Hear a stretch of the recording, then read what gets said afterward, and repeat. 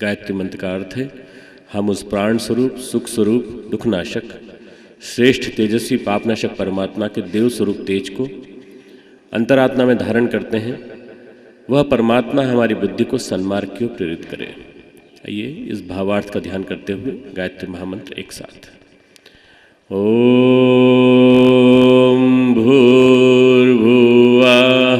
स्वः तत्सवितुर्वरेण्यं भर्गो देवस्य धीमहि धियो यो नः प्रचोदयात्।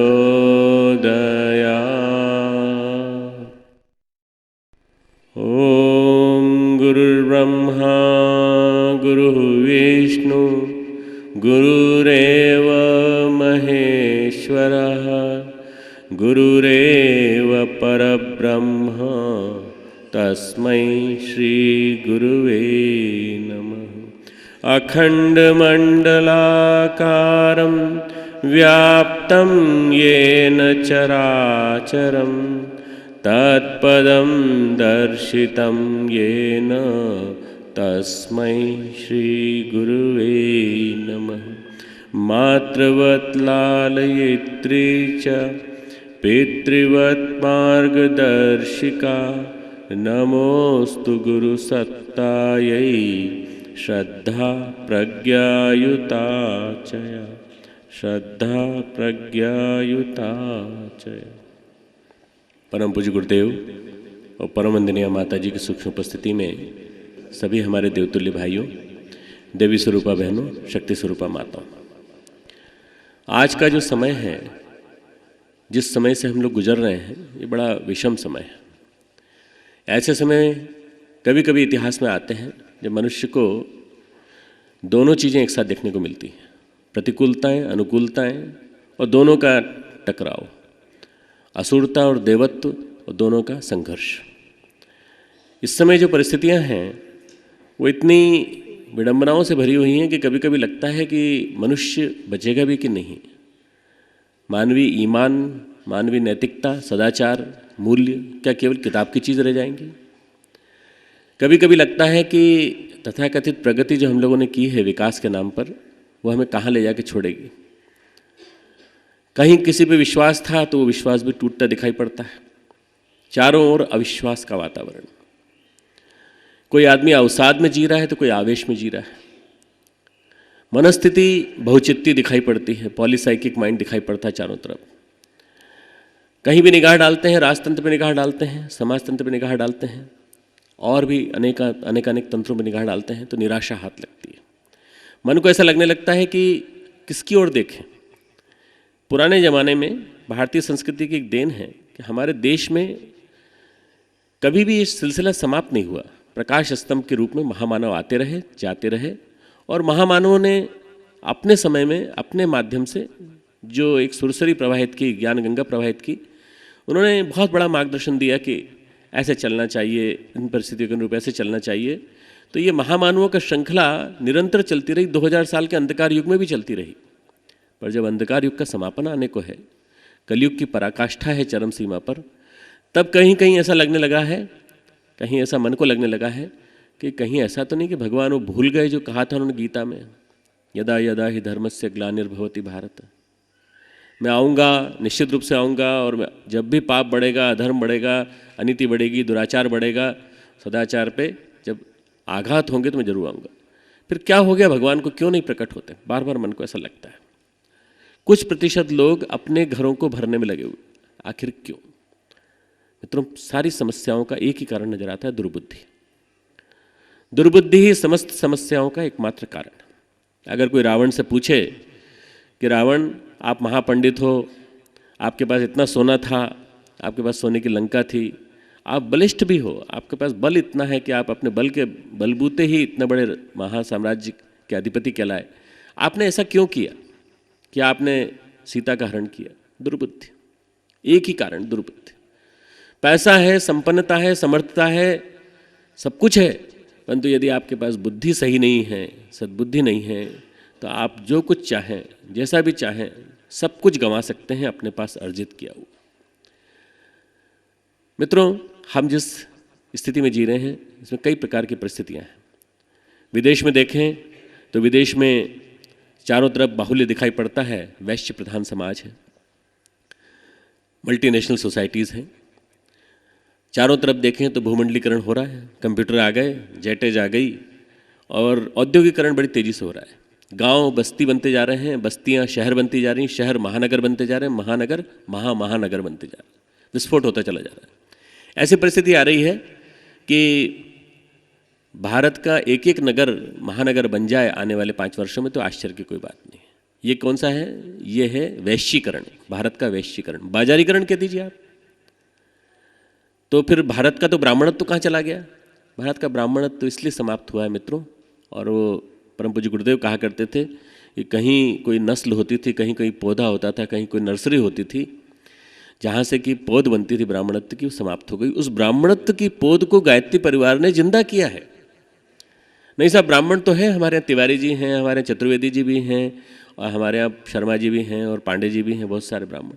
ये ब्राह्मण गुण कर्म के विभाग के हिसाब से वर्ण का निर्धारण करने पर गीता के अनुसार ये ब्राह्मण नहीं है।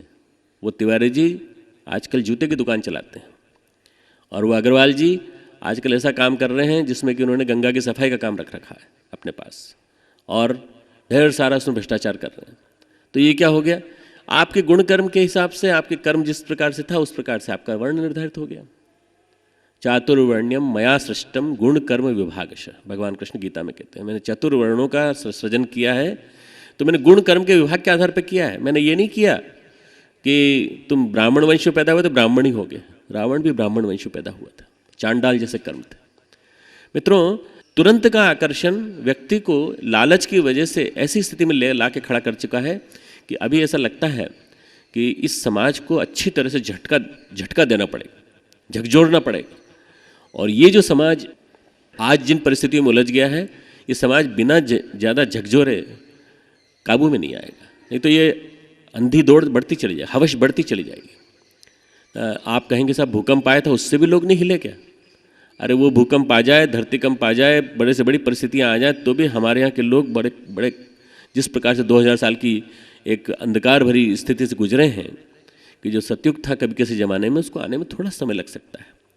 परंतु उस समय जो लगेगा, उस समय की जो प्रतिकूल परिस्थितियां हैं, आज की जो प्रतिकूल परिस्थितियां हैं, उन प्रतिकूल परिस्थितियों से निपटने के लिए, जूझने के लिए जिस अस्त्र की जरूरत पड़ेगी वो है गायत्री महामंत्र। गायत्री महामंत्र से आप भूमंडलीकरण से लड़ लेंगे? हाँ, लड़ लेंगे। गायत्री महामंत्र से आप जो बाजारीकरण की प्रवृत्ति पैदा हुई है, इससे लड़ लेंगे? लड़ लेंगे। भ्रष्टाचार जो फैला है उससे आप लड़ लेंगे? हाँ, लड़ लेंगे। क्यों? गायत्री महाविद्या है, गायत्री मधु विद्या है। गायत्री वास्तव में देखा जाए तो अनगढ़ को सुगढ़ बनाने का रसायन है, अनगढ़ को ब्राह्मण बनाने का रसायन है। ब्राह्मणत्व की अभिवृद्धि करने वाली एक ऐसी प्रक्रिया है जो अपने ऑटोमेटिक टाइट्रेशन प्रोसेस से सारा का सारा नवनिर्माण करके रख देती है। विश्वामित्र इसके जनक कहे जाते हैं। ऐसा कहा जाता है कि विश्वामित्र ने नई सृष्टि का सृजन करते करते जिस प्रोसेस को अंगीकार किया, जिस विधि को अपने जीवन में उतारा, वो थी गायत्री। इसलिए गायत्री के ऋषि विश्वामित्र। और विश्वामित्र ने जिस गायत्री को जन्म दिया, उस गायत्री का एक ही संदेश है, हमारी बुद्धि सही मार्ग पर चले। बुद्धि सही मार्ग पर चलेगी, सारे काम सही होते चले जाएंगे, सारे काम सही होते चले जाएंगे। कहीं कोई आदमी न इधर गड़बड़ाएगा न उधर गड़बड़ाएगा। हम रास्ते में चल रहे हैं और मान लीजिए हमारी गाड़ी कभी लेफ्ट में जाती है, कभी राइट में जाती है, तो पीछे कोई गाड़ी चलाता हुआ आ रहा हो और पुलिस का कांस्टेबल है तो समझेगा इसने जरूर शराब पी रखी है, जरूर इसकी बुद्धि गड़बड़ है, कभी इधर जाता है कभी इधर जाता है, टकरा जाएगा। हम लोग आज ऐसे ही हो रहा है, कभी इधर जाते हैं कभी उधर जाते हैं। बुद्धि का स्थान सर्वोपरि बताया गया मस्तिष्क में, और बुद्धि यदि गड़बड़ है, मान लीजिए आपके पास एक बहुत अच्छा बेटा है, बड़ा गोरा गोरा चिट्टा है, बड़ा सुंदर है दिखने में और सारी विशेषताएं हैं उसकी अंदर, परंतु जब चाहे तब आवेश में आ जाता है, जब चाहे तो पागल जैसी हरकतें कर बैठता है, जब चाहे तो वो ऐसे ऐसे काम कर बैठता है कि आपको लगता है कि ये इसको लेके हम कहाँ किसके पास जाएं। सभ्य आदमी के बीच में जा ही नहीं सकते। नहीं, आप तो कह रहे थे बड़ा सुंदर है, स्वस्थ है, खाता भी खूब अच्छा है और उसके बाद शरीर को लगा भी है और देखते देखते उसका शरीर सोष्ठ बड़ा सुंदर है, परंतु एक चीज़ नहीं उसके पास, बुद्धि नहीं है। उसकी जगह कहाँ है? या तो पागल खाने में है, या फिर उसको किसी साइकेट्रिस्ट के पास ले जाके ठीक कराना पड़ेगा उसको, और वहाँ जाके काउंसलिंग होगी, तब जाके ठीक होगा। बिना बुद्धि के विक्षिप्त वाली बुद्धि का आज जो पूरा के पूरा ब्रह्मांड के मनोमय कोश को यदि आप देखें और ब्रह्मांड के मनोमय कोश को देखने की कोशिश करें, तो आपको लगेगा कि वास्तव में ब्रह्मांड के मनोमय कोश को जागृत जीवंत करने के लिए आज सबसे ज़्यादा एक सामूहिक उपचार की आवश्यकता है, और सामूहिक उपचार केवल गायत्री हो सकता है, इसके अलावा और कोई नहीं। परम पूज्य गुरुदेव ने योग की आवश्यकताओं को समझा, समय की आवश्यकताओं को समझा, और समय की आवश्यकताओं को समझकर उन्होंने कहा आने वाले समय में प्रतिकूलताएं और बढ़ेंगी, और ऐसे में सूर्य की उपासना, गायत्री महामंत्र ही हमारे जीवन को महानता की ओर ले जा पाएगा। एक समय बीत गया था 2000 साल, और इस 2000 साल में गायत्री मंत्र पे एक स्टिग्मा लगा दिया गया, एक कलंक लगा दिया गया। क्या लगा दिया गया? गायत्री महामंत्र बहनें नहीं कर सकती, नारी नहीं कर सकती। गायत्री महामंत्र ब्राह्मण के अलावा जो कोई करेंगे उनके कान में सीसा डाल देना चाहिए पिघला के। ब्राह्मण ही करेगा, कोई और कोई नहीं करेगा। जन्म से ब्राह्मण हो, हाँ बस ठीक है, आप कर सकते हो ब्राह्मण, आपको यज्ञोपवीत बनने का अधिकार है, और आपको यज्ञ करने का अधिकार है, आपको गायत्री मंत्र बोलने का अधिकार है। क्यों बाकी लोग क्यों नहीं कर सकते? परम पूज्य गुरुदेव ने जब महामना मालवीय जी से दीक्षा ली और आए लौटे, तो उनके मन में प्रेरणा हुई कि पहली किताब जब वो लिखेंगे तो उस किताब में वो सबसे पहले महामना मालवीय जी के दिए हुए वाक्य का उद्धरण प्रयोग करेंगे। क्या वाक्य था? गायत्री ब्राह्मण की कामधेनु है। गायत्री ब्राह्मणत्व लाती है, और ब्राह्मणत्व लाने के बाद कामधेनु बन जाती है, इच्छा की पूर्ति करती है, और सर्व काम दुख समस्त कामनाओं की पूर्ति करती है। जब किताब लिखी, छपेगी, तो गुरुदेव के पास बहुत सारे पत्र आए, ये क्या लिख दिया आपने, ब्राह्मणों की कामधेनु है। हम तो समझते हैं कि जातिवाद आज है, जातिवाद न जाने कब से चला आ रहा है, 200-300 से। आज तो जातिवाद बढ़ गया राजनीतिज्ञों की वजह से। उन्होंने कहा ब्राह्मणों की है मात्र, क्षत्रियों की नहीं है, वैश्यों की नहीं है। अरे बाबा, गायत्री ब्राह्मणत्व की अभिवृद्धि करती है, गायत्री कामधेनु है। तो उन्होंने कहा तो फिर आप ठीक लिखो ना। तो फिर गुरुदेव ने अगला जो संस्करण छपाया उसमें लिखा गायत्री ही कामधेनु है। मैंने कहा भी ठीक, गलती ठीक कर लेते हैं। अभी लोगों को समझाने में समय लगेगा कि ब्राह्मणत्व किसे कहते हैं, और ब्राह्मणत्व अर्थात ब्रह्म में विचरण करना, ब्राह्मणत्व अर्थात ज्ञान की उपासना करना, ब्राह्मणत्व अर्थात त्याग बलिदान की तप तितिक्षा की पृष्ठभूमि पर जीना। ब्राह्मणत्व ऊंची स्थिति है।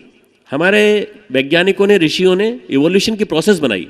उन्होंने कहा जन्मना जायते शूद्रः, मनु ने कहा जन्मना जायते शूद्रः संस्कारादुच्यते, संस्कारों से आदमी ब्राह्मण बनता है। तो हमारे यहाँ ऋग्वेद का एक सूक्त है, अगर आपको कोई पढ़ना हो पुरुष सूक्त तो उसको पढ़ लीजिए। ब्राह्मणोद्मुखमासीद बाहु राजन्यश्रुत। उन्होंने कहा कि ये ब्राह्मण मुख है, इसके जो बाहु हैं ये क्षत्रिय के हैं, उदर ये वैश्य का है, तो पैर जो हैं वो शूद्र के हैं। अर्थात कोई विभाजन नहीं किया। उन्होंने कहा आदमी यहीं से चालू करता है, पैर से चलना चालू करता है, उदर से भोजन करता है, उसके बाद ब्राह्मणों से मुख मासी, मस्तिष्क ज्ञान, ये ब्राह्मण का प्रतीक है। तो उन्होंने कहा विकास कैसे होता है? उन्होंने कहा विकास ऐसे होता है कि श्रम से जीवन जीना सीखें। सबसे पहले हम श्रम से जीवन जीना सीखें। श्रम से जीवन जीते जीते अर्थ का उपार्जन करना सीखें। वैश्य आ गया, अर्थ का उपार्जन करना सीखें। अर्थ का उपार्जन करके अर्थ का सुनियोजन इस प्रकार से करें, नियमन इस प्रकार से करें कि सारे समाज में अर्थ का सुव्यवस्था का तंत्र बन जाए। हम ज़्यादा न लें, हम अधिक न खाएं, अधिक उपभोग न करें। 100 हाथों से कमाएं, 1000 हाथों से बांटें। शतहस्तम समाहर सहस्र हस्तम संकिर। फिर उन्होंने कहा तेन भुंजिता नागृत कस्य सिद्धनम, किसी का धन मत चुराओ और भोग करो किंतु त्याग करना सीखो। यह हमारे उपनिषदों की वाणी। ये क्या है? वैश्य बनते समय आदमी जब शूद्र से वैश्य बने तब ये परिस्थिति, वैश्य से क्षत्रिय। अब आपके पास सामर्थ्य आ गई, अब आपके पास धन की सामर्थ्य आ गई, तो अपना पौरुष डेवलप करिए, सामर्थ्य विकसित करिए, समाज की रक्षा करिए, समाज की सेवा करिए, जहाँ जा सके वहाँ जाके सेवा करिए, और अपने बाहुबल से, अनीति से, पिछड़ेपन से लोगों को हटाइए, उनको इनसे दूर भगाइए। कैसे करेंगे? इसके लिए सबको मिलजुल करके पुरुषार्थ करना पड़ेगा और क्षत्रिय बनना पड़ेगा। क्षत्रिय बनने के बाद जो उच्च स्तरीय परिस्थितियां हैं, लौकिक से ऊपर वाली पारलौकिक, वो ब्राह्मणत्व अर्जित करने के बाद आती हैं। जब आदमी ब्राह्मण बन जाता है, ब्राह्मण मन और हमारा शरीर भले ही हमारा जिस स्थिति में रहा हो, पर ब्राह्मण मन बन जाए तो आदमी ऋषि बन जाता है। और ऋषि और मुनि किसी जाति के नहीं थे। ये तो हमारे राजनीतिज्ञों ने न जाने कहाँ से बीच में डाल दी जाति, और जाति डालकर जातिवाद कर दिया, जातिवाद पे आरक्षण कर दिया। आरक्षण के बाद उन्होंने किस तरह से आज इलेक्शन लड़ा जाता है तो इलेक्शन में केवल एक ही चीज़ देखी जाती है, इस आदमी की जाति के कितने लोग हैं। इलेक्शन लड़ने के लिए भी आदमी उसी तरफ जाता है जहाँ उसकी जाति के लोग रहते हो ताकि जीता जा सके। ऐसे लोग क्या प्रतिनिधित्व करेंगे समाज का? मित्रों, जाति हमारे कर्म के नाम पर होनी चाहिए थी और वही आधार बनना चाहिए था। तो अगर कोई जाति को तोड़ सकता है तो गायत्री और गायत्री परिवार, और जातिवाद को तोड़ करके एक समाज की स्थापना, समता की स्थापना। तो गायत्री महामंत्र क्या कहता है? हर वर्ग का, हर वर्ण का, हर जाति का व्यक्ति इसको कर सकता है। नारियां क्यों नहीं कर सकती? नारियां बिल्कुल करेंगी, नर और नारी एक समान। गायत्री इसीलिए गुरुदेव ने मां के रूप में बिठाई, मातृ रूप में परमात्मा को मानकर उनकी गोदी में बैठ करके उनके प्रति देवी भाव रखते हुए, उनका सम्मान करते हुए और मां मानते हुए उपासना करना, ये गायत्री की बात है। नहीं साहब, गायत्री को तो आप लोग गायत्री कहते हैं पर वो सविता कहते हैं, दूसरे संप्रदाय वाले कहते होंगे। पिता के रूप में मानते हो, सविता मान लो। परंतु अगर आपको वास्तव में ख्याल हो तो असली कोई बात याद आती है कष्ट में तो माँ याद आती है। आप में से किसी को पता हो पेट में दर्द हो तो माँ की याद आती है, तकलीफ हो, बुखार हो, माँ की याद आती है। किसी को पिता की याद आती है तो बता दीजिए। पिताजी याद नहीं आते, पिताजी बाहर काम करते रहते हैं, घर की कमाई लाते हैं, खींच खींच के लाते हैं और उसके बाद घर का पूरा पेट भरते हैं। माँ की याद क्यों आती? माँ हमें स्नेह से 9 महीने पेट में रखने के बाद समय समय पर हमारा मार्गदर्शन करती है, देखती। इसलिए माँ के रूप में जब हम गायत्री को देखते हैं तो हम उसका जीवन में उतारते हैं, उसका स्नेह, उसका ममत्व, और उसका ध्यान करने से गायत्री हमारे जीवन में, चिंतन में समावेश होती चली जाती है। इसलिए जब गायत्री माँ के रूप में है तो फिर माँ क्यों नहीं जप कर सकती उसका? नारी नहीं कर सकती, सब बाकी सब कर सकते हैं। गायत्री मंत्र का ऋषि अगर विश्वामित्र है, देवता कौन है? सूर्य। सूर्य का प्रकाश किस पे पड़ता है? केवल पुरुषों पर ही पड़ता है कि नारियों पर नहीं पड़ता? नारियां जब आती हैं तो उनके सामने बादल छा जाते हैं। क्यों? सूर्य का प्रकाश देवता नारियों पर नहीं जाना चाहिए। एक प्रकार की ऐसी ये कहा जाए कि बेवकूफ़ी से भरी हुई बातें कर दी गई कि 2000 साल में 6-7 ऐसे मनगढ़ंत श्लोक घुसा दिए गए निर्णय संहिता, हमारे आचार संहिता में, हमारी मनु संहिता में। ये जानबूझकर की गई हस्तक्षेप है और इससे हमारे शास्त्रों को बहुत ज़्यादा पॉल्यूट किया गया। और पॉल्यूट करने के बाद जब गुरुदेव ने कहा कि हमें गायत्री को जीवित करना है और गायत्री नारी भी जपेगी, नर भी जपेंगे। क्यों? ब्रह्मवादिनियाँ नारी गायत्री मंत्र का जप करती थी, यज्ञ पवित्र करती थी, कराती थी, और यज्ञ स्वयं संपन्न करती थी, मंत्र का जप करती थी, संस्कार कराती थी। ब्रह्मवादिनी, घोषा, पाला से लेकर जितने प्रकार के उदाहरण आप ले लीजिए। पर ये नारी जब इतना बड़ा काम करती थी तो ये बीच के काल में क्या हुआ? बीच के काल में मित्रों हमारे यहाँ देश में आक्रांता आए, हमारे यहाँ कामुकता बढ़ी, काम का प्राधान्य हुआ और धन का प्राधान्य हुआ। इन दोनों ने लूटना सिखा दिया, और लूटने में सबसे पहले धरती को कोई लूटता है, धरती पर कोई राज्य करता है, धरती के साथ नारी भी लूटी जाती है। जहाँ जहाँ भी आक्रमण हुए हैं आप देख लीजिए, नारी पर भी आक्रमण हुआ है, और इस वजह से नारी को पददलित करते हुए ऐसी स्थिति में पहुंचा दिया गया कि आज का जो समुदाय है इसमें हम आधी जनशक्ति का पददलित स्थिति में देखते हैं। गुरुदेव ने उसको ऊंचा उठाया। गायत्री परिवार में 70% कार्यकर्ता नारियां हैं, बहनें हैं हमारी। जहाँ जाती हैं, घरों घरों में जाती हैं, संस्कार कराती हैं। आज कोई चुनौती देने वाला नहीं है। नहीं तो गुरुदेव ने जिस समय आरंभ किया था आंदोलन, महामंडलेश्वरों ने, तथाकथित शंकराचार्यों ने, दिग्गजों ने, धर्म के दिग्गजों ने इतना ज़्यादा विरोध किया था, इतना ज़्यादा विरोध किया था कि बस आप कल्पना नहीं कर सकते। अभी पिछले दिनों में यात्रा कर रहा था, वायुयान से जा रहा था, तो मेरे साथ एक महामंडलेश्वर साथ चल रहे थे। वो मिशन के रंग में रंग चुके थे, इसलिए मेरे साथ मेरी बातचीत में हाँ में हाँ मिला रहे थे। एक दूसरे शंकराचार्य आए, वो भी उसी हवाई जहाज से जा रहे थे। बैठे, उन्होंने कहा भाई आपके यहाँ बाकी सब कुछ ठीक है, पर वो जो नारियाँ जो गायत्री में जपती हैं वो ठीक नहीं। अभी की बात है, 2 महीने पुरानी बात बता रहा हूँ मैं। तो दूसरे महामंडलेश्वर, मुझे बोलने की जरूरत नहीं पड़ी, दूसरे महामंडलेश्वर ने कहा स्वामी जी आप किस जमाने की बात कर रहे हैं? जमाना बदल गया, आचार्य जी ने जमाना बदल दिया। आचार्य जी ने नर नारी दोनों के लिए एक समान कर दी और उसके लिए सारे शास्त्रोक्त प्रमाण प्रस्तुत कर दिए, और कहीं किसी को कुछ नहीं होता। आप कौन से ज़माने की बात कर रहे हैं? क्या बात कर रहे हैं? सोच समझ की बात कीजिए। मुझे देख के बड़ा अच्छा लगा कि एक व्यक्ति जो शांतिकुंज आया, शांतिकुंज देख के प्रभावित हुआ और स्वयं महामंडलेश्वर स्तर पर स्थापित है, वो आज दूसरे महामंडलेश्वर से कह रहा है, वो स्वयं दूसरों से कह रहा है कि आपको इस बात पर अब पीछे हटना चाहिए और ये कहना चाहिए कि नहीं, नर और नारी को एक समान सम्मान मिलना चाहिए। गायत्री महामंत्र के बारे में इस प्रकार से कई तरह की बातें कह दी गई। शापित है, किलित है, वशिष्ठ विश्वामित्र दोनों का शाप लगा हुआ है। अगर आपसे कोई कहे कि भाई देखो ये तुम तैरना तो सीख रहे हो, पर तैरना सीखने से पहले एक बात जान लो कि इस पे गोताखोर का श्राप लगा हुआ है, तैरना सिखाने वाले का श्राप लगा हुआ है, तुम डूब जाओगे। तैरना सिखाने वाले का श्राप लगा हुआ है, तुम डूब जाओगे। पहले उससे श्राप से विमोचन कर लो, तो आपकी समझ में बात नहीं आएगी। फिर आप पूछेंगे कैसा श्राप लगा हुआ है? अरे भाई उसको साथ लेके तैरो, उसको साथ लेकर के तैरो तो तैर लोगे अच्छी तरह से। जब तैरना सिखाने वाला गोताखोर जब सिखाता है, तैराक को सिखाता है, तो वो फिर बताता है कि ऐसे चला नहीं तो डूब जाओगे, ऐसे करो, इस तरह से हाथ पांव मारो। जब स्विमिंग पूल के पास खड़ा हुआ आदमी आपको शिक्षण दे रहा है, तो इसी प्रकार से अगर आध्यात्मिक क्षेत्र में कहा जाता है कि वशिष्ठ बन जाओ और विशिष्ट बन जाओ, विश्वामित्र बन जाओ और विश्व भर के बन जाओ, और ये दो बनने के बाद तुम एक आदर्श गुरु के रूप में एक मार्गदर्शक साथ में ले लो, जिसने कि गायत्री महामंत्र की उपासना की हो, साधना की हो, तो आपके जीवन में कभी कोई प्रतिकूलता नहीं आएगी। ये मंत्र फलेगा। श्राप इसको नहीं कहते। किलन विमोचन जो कहा जाता है वो ये कहा जाता है एक गुरु सत्ता का साथ, समर्थ गुरु सत्ता का साथ। तो उसके बाद ये क्या हो जाता है, छंद से मंत्र में बदल जाता है। मंत्र में बदलने के बाद इसमें शक्ति आ जाती है, और शक्ति आ जाने के बाद अरे न जाने क्या से क्या हो जाता है। मित्रों, विश्वामित्र का जीवन देख लीजिए, जिसने कहा दिग् बलम क्षत्रिय बलम ब्रह्म तेजो बलम बलम। ये क्या है? क्षत्रिय बल किस काम का है? मैंने सारी सेना झोंक दी, पर एक कामधेनु ने मुकाबला कर लिया अकेले। वशिष्ठ की कामधेनु मुझे चाहिए, बस इसी जिद के कारण उन्होंने अपनी सेना पूरी नष्ट हो गई, और अंततः उनको ये कहना पड़ा कि अब क्षात्र बल नहीं है, ब्रह्म बल की उपासना। ब्रह्म क्षात्र, गुरुदेव ने कहा ब्रह्म क्षात्र, ब्रह्म बल भी चाहिए, क्षात्र बल भी चाहिए, माला भी चाहिए, भाला भी चाहिए, दोनों चीज साथ में हो।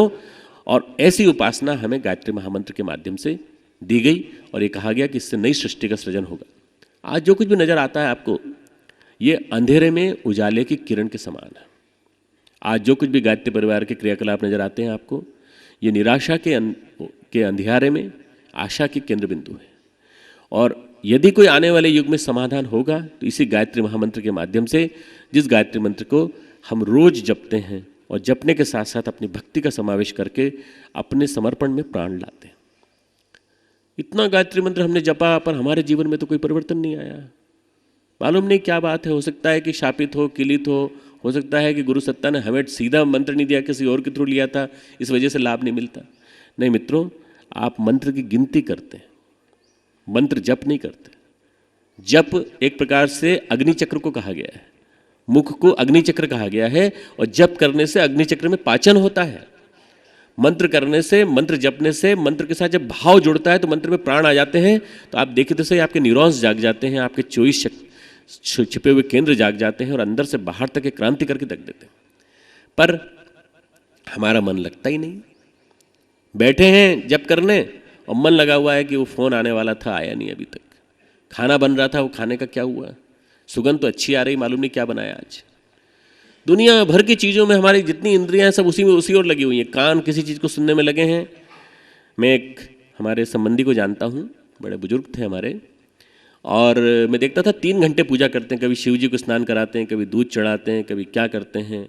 और उस दौरान 3 घंटे के दौरान वो कम से कम 15-20 बार तो अपनी पत्नी को गाली देते थे, और न जाने कितनी डांट निकालते थे जोर जोर से मुंह से कि ये नहीं किया अभी तक, ये नहीं किया अभी तक, ये नहीं किया अभी तक। मैं बहुत छोटा सा था, 7-8 साल का था, तो मुझे ऐसा लगा कि ये जो बोलते हैं सब किताब में लिखा होगा। तो मैंने उनकी किताब उठाई, पलटी, देखा, तो मैंने पूछा कि ये तो इसमें नहीं लिखा है। तो उन्होंने कहा तू नादान है, तुझे नहीं मालूम अभी।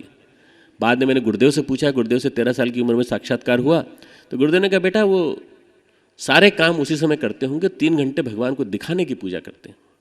उनकी दिखाने की पूजा में और वास्तविक पूजा में अंतर है। वास्तविक पूजा कैसी होती है?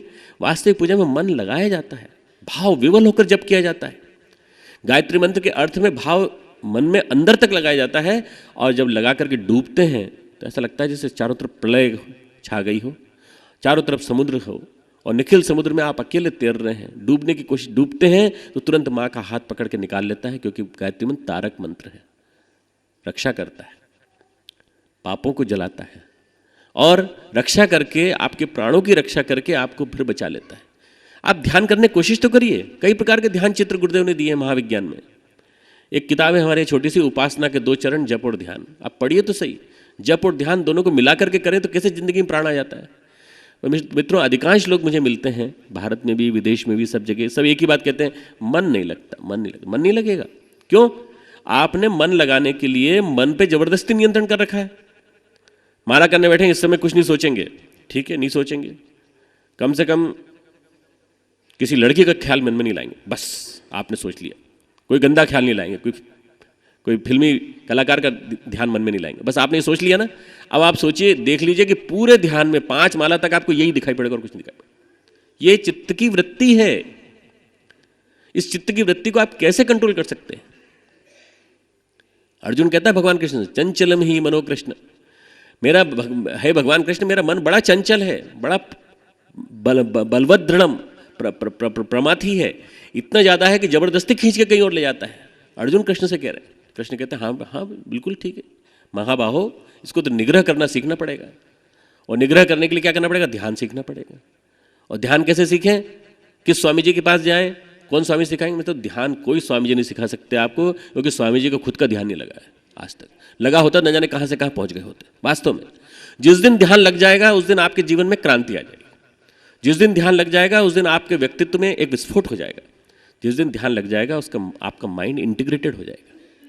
ध्यान कहते हैं श्रद्धा को। श्रद्धा से भाव विभोर होकर जप करने से जो शक्ति मिलती है और जो हमारे अंदर ऊर्जा आती है, वो गायत्री मंत्र की मूल ऊर्जा है। और हमने क्या सोच लिया कि जो 5-6% हमारे अंदर शक्ति आ गई थोड़ी बहुत गायत्री मंत्र से, वही सब कुछ है। आपने मांगी थी इतनी बड़ी चीज भगवान से, भगवान ने फेंकी ढेर सारी, पर आपने उठाई एक टॉफी बस। गायत्री मंत्र में इतनी शक्ति है मित्रों कि आदमी अपने अंदर से अनंत ऊर्जा के भंडागार को दोहन करके न जाने क्या से क्या कर सकता है। पर दुख की बात तब लगती है जब आदमी मनोकामना से करता है।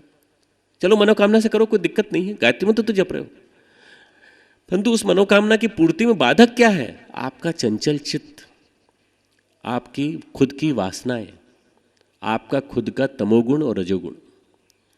जब तक ये तमोगुण रजोगुण में नहीं बदलेगा, रजोगुण सतोगुण में नहीं बदलेगा, तब तक कुछ नहीं होने वाला। इसके लिए क्या करना पड़ेगा?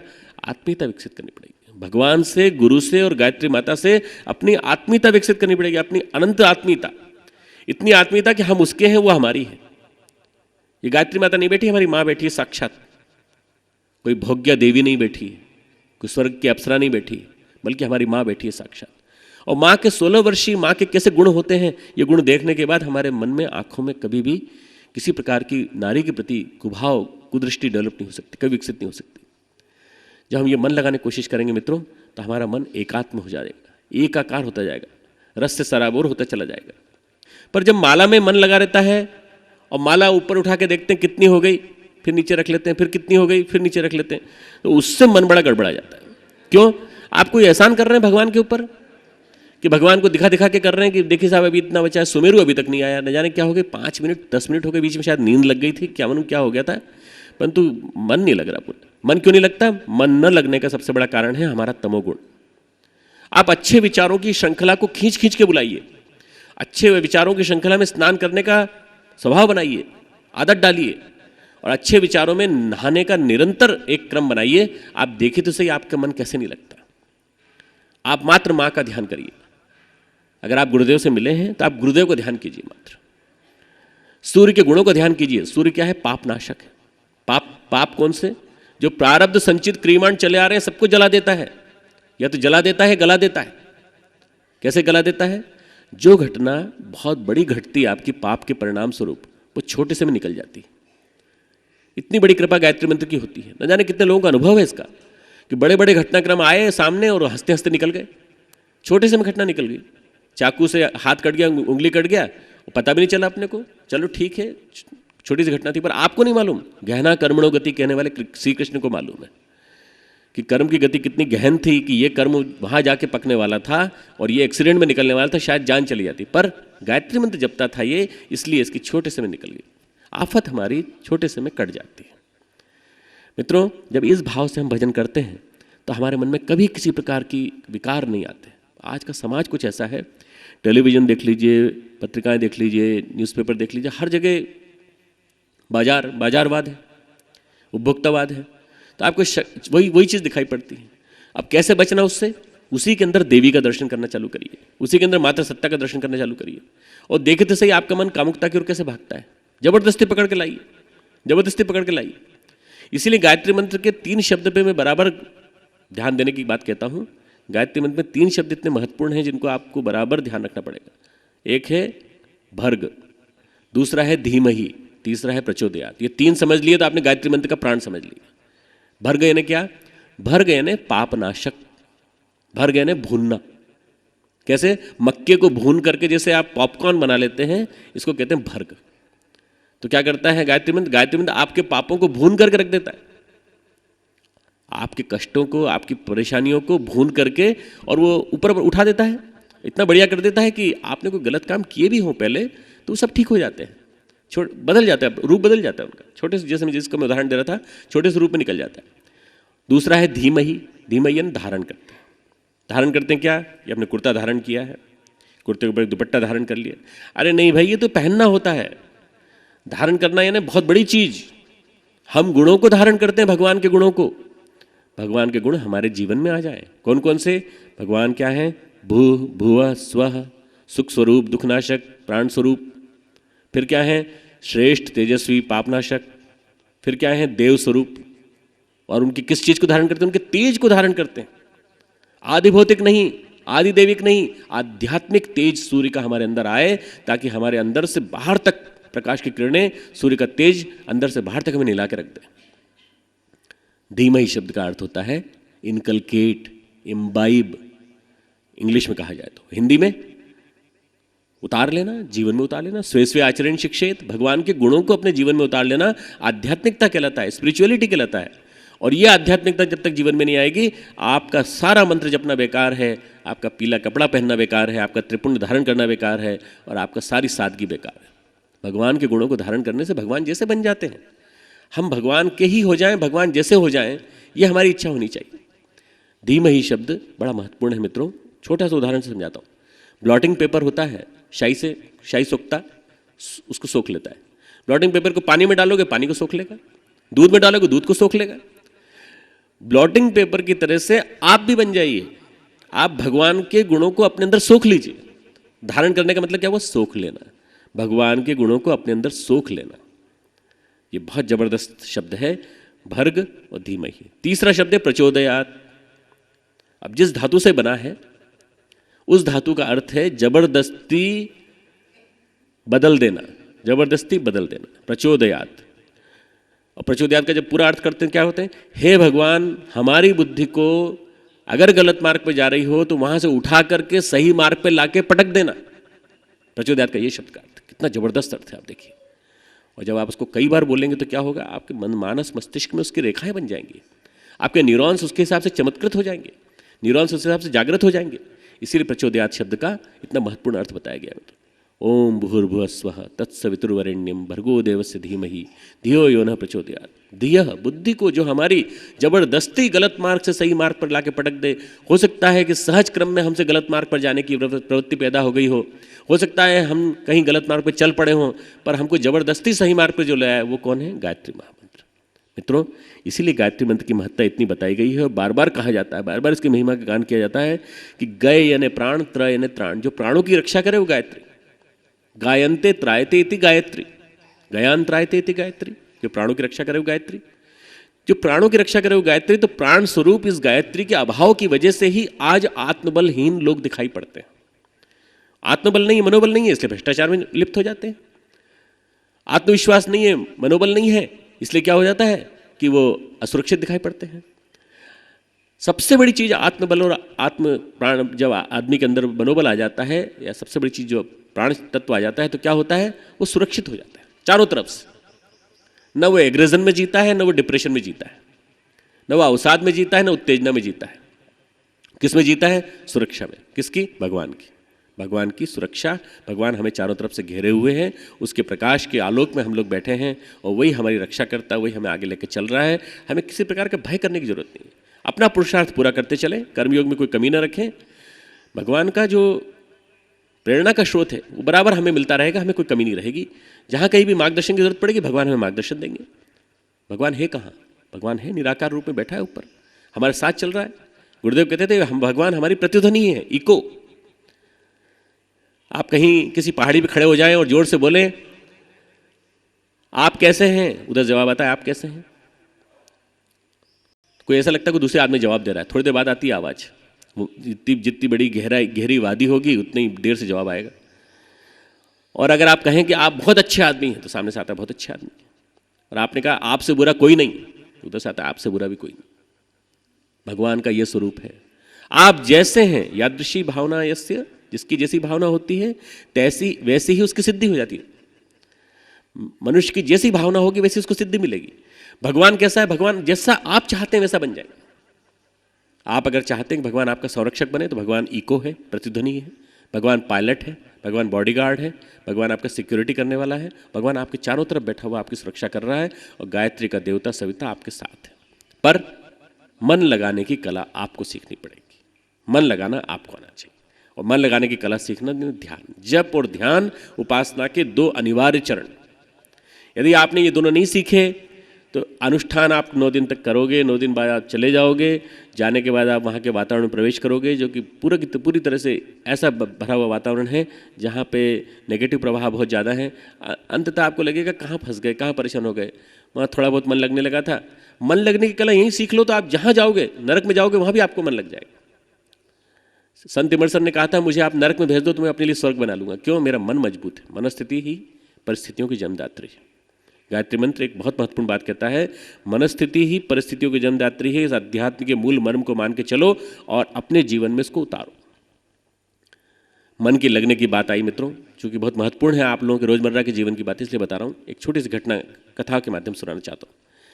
एक शिष्य, साधु के 2 शिष्य चले जा रहे थे और उन्होंने एक ही बात कही दोनों को कि भाई कामना वासना तृष्णा से दूर रहना, कांचनी और कामिनी से दूर रहना। एक ही शिक्षण दिया। अब वो शिक्षण लेकर के चले। अब शिक्षण लेकर के चले तो जाते जाते नदी के किनारे उन्होंने देखा कि एक लंगड़ी युवती बैठी है, सुंदर है, ये भी हष्टपुष्ट थे दोनों। और वो कह रही कि मुझे उस पार कोई पहुंचा दो भैया, मुझे उस पार कोई पहुंचा दो। अब उस पार जाने का तरीका एक ही था, कंधे पे बिठा के ले जाए, नाव वहाँ थी नहीं। अब एक ने मना कर दिया कि भाई हमारे गुरुदेव ने मना किया है कांचन कामिनी कांचन से दूर रहने को, दूसरी तरफ मुँह करके खड़ा हो गया। एक दूसरे ने कहा कि बहन मैं आपको इस पार से उस पार कर देता हूँ, आप चिंता मत करना, बस वहाँ जाने के बाद आपको अपने हिसाब से चले जाना क्योंकि हमारा रास्ता अलग है, आप अलग रास्ते पर जाना चाहती हैं। बोले नहीं उसके बाद मैं चली जाऊँगी, मुझे बस नदी का डर है कि नदी में कैसे पार करूँ। उसने बहन बोला था, बहन के हिसाब से कंधे पे बिठाया, कंधे पे बिठा करके पार किया। और जब वो पार कर रहा था तो 10-10 गाली उसका साथी दे रहा था। अरे तुमने क्या किया, तुमने नरक में चले गए, घोर नरक में चले गए। कामिनी कांचन को अपने सिर पे बिठा लिया, जो गुरु ने कहा था उन्हीं की अवज्ञा की तुमने। अब वो दूसरा कहे जा रहा है, इसने कुछ नहीं कहा, इसने नीचे उतार दिया। नीचे उतार के वो लड़की अपने मार्ग पे चले गई, ये दोनों अपने मार्ग पे चले गए। अब 1 घंटा बीता, 1.5 घंटा बीता, तो अब ये भी जो दूसरा था उसका धैर्य थोड़ा चुकने लगा। उसने कहा भाई ये बताओ हमने अपने कंधे से उस बहन जी को जिसको हमने बिठाया था कब उतारा? बोले करीब 1.5-2 घंटे हुए। बोले 1.5-2 घंटे पहले हम तो उतार चुके कंधे से, तुम्हारे मन में से अभी नहीं उतरी, अभी तक बैठी हुई है वो, और कब तक बैठी रहेगी वो? हम लोग मित्रों यही कुकल्पनाएं यही कुकल्पनाएं कर करके दुनिया भर के विचारों को अपने अंदर लाद लेते हैं। अहम का विचार, मेरा अहम, मेरा प्रभाव, मेरा पद, मेरा यश, फिर कामुकता के विभिन्न प्रकार के जो हमारे विकार मन पे आते रहते हैं, ये हमारे मन के ऊपर छा जाते हैं और हमारे मन के ऊपर एक प्रकार से कुहासा बन करके हमारे को परेशान करते रहते हैं। स्वाध्याय से बढ़िया कोई तरीका नहीं है अच्छे विचारों को बुलाने का। स्वाध्याय श्रेष्ठ पुस्तकों में, श्रेष्ठ विचारों में रमण करने की कला आप जब सीख लेंगे तो जब भी आप जप करने बैठें तो सबसे पहला काम क्या करें? जप करने से पहले आज करने वाले जरूरी काम सबसे पहले लिख लीजिए। 1, 2, 3, 4, 5, 6 जितने याद आते हैं उतने लिख लीजिए आप पूरे। उसके बाद फिर से एक बार चिंतन करिए कि कोई ऐसा तो नहीं है जो मुझसे रिलेटेड हो, इससे सरकारी कार्य से संबंधित हो, दुकान से संबंधित हो, मेरे और काम से संबंधित। लिख लिए काम एक तरफ, अब मन खाली हो गया। उसके बाद एक कोई अच्छा पन्ना पढ़िए, अखंड ज्योति का किताब का पन्ना पढ़िए, गुरुदेव की लिखी हुई किताबों का पन्ना पढ़िए, युग निर्माण योजना पढ़िए, युग शक्ति गायत्री पढ़िए। और पढ़ने के बाद आपके मन के प्रवाह को आप बना लीजिए। और प्रवाह को बनाने के बाद अब आप फिर 6 वो षटकर्म करें चाहे न करें, पर आपका वास्तव में तैयारी हो गई, एयर स्ट्रिप तैयार हो गई, अब इसमें भगवान का प्लेन लैंड हो सकता है। फिर आप जब करने बैठेंगे तो आपका मन उन्हीं विचारों में रमण करेगा जिनको आपने पढ़ा है। पर इन विचारों में रमण करने के लिए समुद्र में जैसे तैरा जाता है, विचार प्रवाह कई तरह के आते हैं। आसुरी विकृत चिंतन भी बार बार आ सकता है, उनको दूर भगाना और श्रेष्ठ चिंतन को पास बुलाना, श्रेष्ठ चिंतन में नहाना, बार बार नहाना, ये ध्यान है। और ये ध्यान आपने सीख लिया, अपने ऊपर नियंत्रण करने की कला सीख ली, तो आनंद आ जाएगा। कुछ छोटे छोटे तरीके हैं, आपको बताए गए होंगे, परंतु एक छोटा तरीका मैं बता देता हूँ। आप सूर्य का ध्यान नहीं कर सकते तो सूर्य का छोटा संस्करण है दीपक, आप दीपक का ध्यान कर लीजिए। दीपक को 10 सेकंड तक आप देखिए खुली आंखों से, और फिर 20 सेकंड तक बंद आंखों से देखिए। फिर आप 5 सेकंड तक खुली आंखों से देखिए और 25 सेकंड तक बंद आंखों से देखिए। फिर आप 2 सेकंड तक खुली आंखों से देखिए, 30 सेकंड तक बिना खुली आंखों से देखिए। फिर 1 सेकंड तक देखिए खुली आंखों से दीपक को, और फिर करीब करीब 1 मिनट तक बिना आंखों से देखिए। आपको दिखाई पड़ेगी दीपक की ज्योति है। इसको कहते हैं बिंदु योग का ध्यान, ज्योति अवतरण की साधना। ये बिंदु योग की साधना, ज्योति अवतरण की साधना यदि आपकी सफल हो गई तो मैं आपको इतना विश्वास दिलाता हूँ कि निश्चित रूप से आपका ध्यान लगने लगेगा। आपको विचारों में बहने की, विचार भी एक प्रकार के समुद्री तूफान हैं जो बार बार आते हैं, इनसे बचकर के श्रेष्ठ विचारों के प्रवाह में शांत समुद्र में चलने की कला आ जाएगी। जहाँ गहरापन होता है वहाँ पानी शांत होता है, जहाँ उथला होता है पानी बहुत चंचल होता है। चंचल पानी से शांत पानी में जाने की कला सीखने के लिए, गहरे जाने के लिए, मन को गहरे स्तर में ले जाने के लिए आपको बार बार सीखना पड़ेगा कि भगवान कृष्ण गीता में बार बार क्यों कहा है, पतंजलि का योग सूत्र वहाँ क्यों रिपीट किया है। योगः चित्तवृत्ति निरोधः, चित्त की वृत्तियों का निरोध करे, चित्त का विरोध नहीं, मन का निरोध नहीं। हम क्या करते हैं, चित्त का और मन का विरोध करने लगते हैं, मन बुद्धि चित्त तीनों पर नियंत्रण करने की कोशिश करने लगते हैं। चित्त की वृत्ति का निरोध करिए, और चित्त की वृत्ति का निरोध करते क्या होगा, आपका मन लगने लगेगा। फिर आपकी गायत्री मंत्र में प्राण आ जाएगा, फिर आपको शक्ति मिलने लगेगी। फिर आपको क्या होगा, मैं आपको क्या क्या बताऊं, क्या क्या होगा, इतना मिलता चला जाएगा कि गायत्री मंत्र के प्रभाव से भौतिक फलश्रुतियाँ, आध्यात्मिक फलश्रुतियाँ आपको मिलती चली जाएंगी। गायत्री महामंत्र मित्रों वेदों का मूल है, वेद माता इसीलिए कहा गया है इसको, और वेद माता कहा गया और गायत्री मंत्र की प्रार्थना में कहा गया, स्तुता मया वरदा वेद माता प्रचोदयन्ताम पावमानी द्विजानाम आयु प्राणम प्रजाम पशुम कीर्तिम द्रविणम ब्रह्मवर्चसम मह्यम दत्वा व्रजत ब्रह्मलोकम। 7 अनुदान लौकिक स्तर के, 1 अनुदान पारलौकिक स्तर का, कि ब्रह्मलोक में परम पद की प्राप्ति। 7 अनुदान लौकिक स्तर के। आयु इटर्नल फाउंटेन ऑफ यूथ, 70 साल तक की आयु, 80 साल तक की आयु, 100 साल तक की आयु। जीवेम शरदा शतम, कैसी आयु, लकवा मार करके 30 साल तक लोगों की सेवा कराते हुए नहीं जीना, अस्वस्थ स्थिति में जीना, और जब शरीर छूटे तो स्वस्थ स्थिति में छूटे। आयु प्राणम, प्राण शक्ति, अंदर से जीवनी शक्ति का एक जखीरा फूट करके आए, प्राणम। प्रजाम, जनता का सम्मान, जनता का सहयोग, और संतति पूरी की पूरी इतनी बड़ी संतान कि आप कहें कि इतने सारे लोग मेरे मित्र हैं। पुराने जमाने में पशुधन की प्रधानता थी, आज भी हम लोग पूरा आंदोलन पे जोर दे रहे हैं, गोरक्षा आंदोलन पे, और हम कह रहे हैं कि पशुओं को गोरक्षा के माध्यम से आप गौ माता को कम से कम रखना सीखिए। पशुम कीर्तिम, यश सम्मान, ऐसा सम्मान कि आपके जाने के बाद लोग याद करें आपको। अभी चले गए मान लो तो लोग कहेंगे अच्छा वो चला गया, दूसरों को परेशान करता था। ऐसी कीर्ति नहीं, अब कीर्ति नहीं, कीर्तिम द्रविणम, पैसा ऐसा जो स्थिर रहे, पैसा ऐसा जो हमेशा आपके पास बना रहे, पैसा ऐसा जो दुर्व्यसनों में न लगे, पैसा ऐसा जो समाज के काम आए, ऐसा, इसको कहते हैं द्रविणम ब्रह्मवर्चसम। ब्रह्मवर्चस ने आत्मबल, सबसे बड़ी लौकिक विभूति अगर कोई है तो आत्मबल। स्वामी विवेकानंद कहते थे कि आत्मबल से बड़ा कोई बल नहीं है। आत्मविश्वास जिसके पास है वो सच्चा ईश्वर विश्वासी है। बाकी मंदिर में जाने वाले ढेरों हैं पर ईश्वर विश्वासी नहीं दिखाई पड़ते। मुझे वही ईश्वर विश्वासी दिखाई पड़ते हैं जिनके अंदर आत्मविश्वास एक चुंबक की तरह से है जो ईश्वर को खींच के बुला लेता है, और जिसके अंदर आत्मविश्वास होता है वो सुरक्षा की स्थिति में जीता है। आज की परिस्थितियों मित्रों जिस चीज़ की सबसे ज़्यादा जरूरत है, मैं समझता हूँ आत्मबल की, आत्मविश्वास की, और प्राणों की, जिसकी वजह से, जिसके ल्हास की वजह से, जिसकी कमी की वजह से, जिसके गिर जाने की वजह से, जिसकी कमी हो जाने की वजह से अशक्ति का ही वातावरण चारों तरफ दिखाई पड़ता है। दुखों के 3 कारण बताए गए हैं, अज्ञान, अभाव, अशक्ति। अज्ञान यानी इग्नोरेंस, ज्ञान का अभाव, जानकारी नहीं, कैसे जीना, कैसे खाना, चलते फिरते गाली गलौज देते हुए चल रहे हैं, अच्छे खासे पढ़े लिखे हैं यानी कि जीना ही नहीं आता। जीवन जीना नहीं आता, इसलिए क्या होता है कि पद पद पे गड़बड़ाते हैं। पैसा मिल रहा है, पैसा समाप्त हो जाता है, समझ में नहीं आता कैसे समाप्त हो जाता है। जीवन जीने की कला की जानकारी न होने के कारण आदमी अज्ञान में जीता है, और उस अज्ञान को उस ज्ञान से मत तोलना जिस ज्ञान को आपने पीएचडी की डिग्री में हासिल किया है। अच्छे खासे पीएचडी, अच्छे खासे डॉक्टर, अच्छे खासे आईएएस ऑफिसर को हमने ऐसी जिंदगी जीते देखा है जिसको कहा जाए कि जीवन जीना इनको नहीं आया। अगर यह आता होता तो न जाने कितना बढ़िया जीवन जी रहे होते, शानदार जीवन जी रहे होते। अज्ञान यानी ज्ञान का अभाव। त्रिपदा गायत्री तीनों शोकों से मुक्त कराती है अज्ञान अभाव शक्ति से। अज्ञान यानी ज्ञान का अभाव। ज्ञान कौन सा? नहीं ज्ञानेन सदृश पवित्र मिह विद्यते। हे अर्जुन, ज्ञान के समान पवित्र कोई इस धरती पर चीज नहीं है, पर यह मिलती उसको है। किसको? श्रद्धावान लभते ज्ञानम।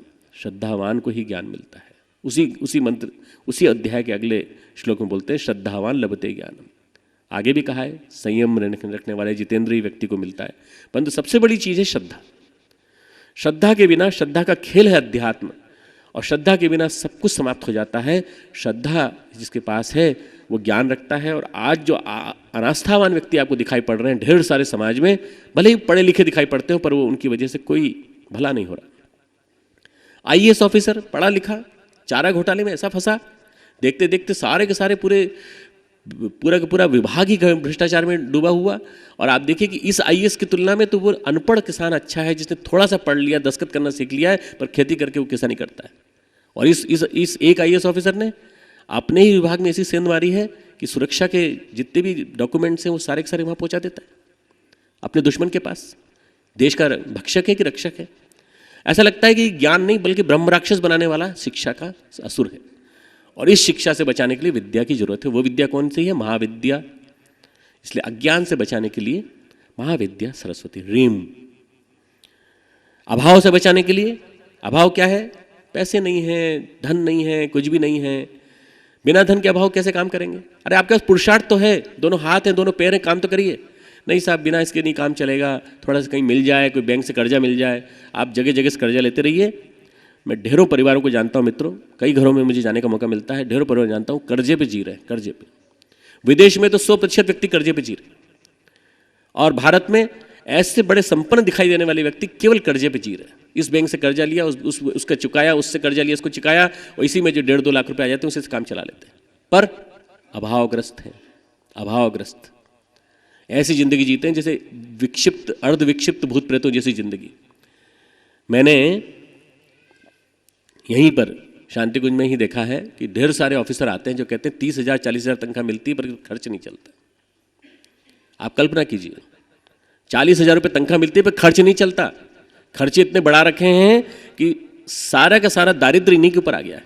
उन दरिद्रों को छोड़ दो जो गरीब है, वो तो गरीबी कुछ नहीं कहते, वो तो बेचारे गरीबी के रेखा वाले गिने जाते हैं, वो तो कुछ नहीं कहते। पर इन गरीबों को क्या किया जाए जो भीख का कटोरा लिए हुए हर साधु बाबा क्या घूम रहे हैं? अगर हम नहीं देंगे तो कहीं और चले जाएंगे, 4-5 जगह चक्कर लगाएंगे, 8-10 जगह चक्कर लगाएंगे, और सब जगह से मांगते बैठेंगे।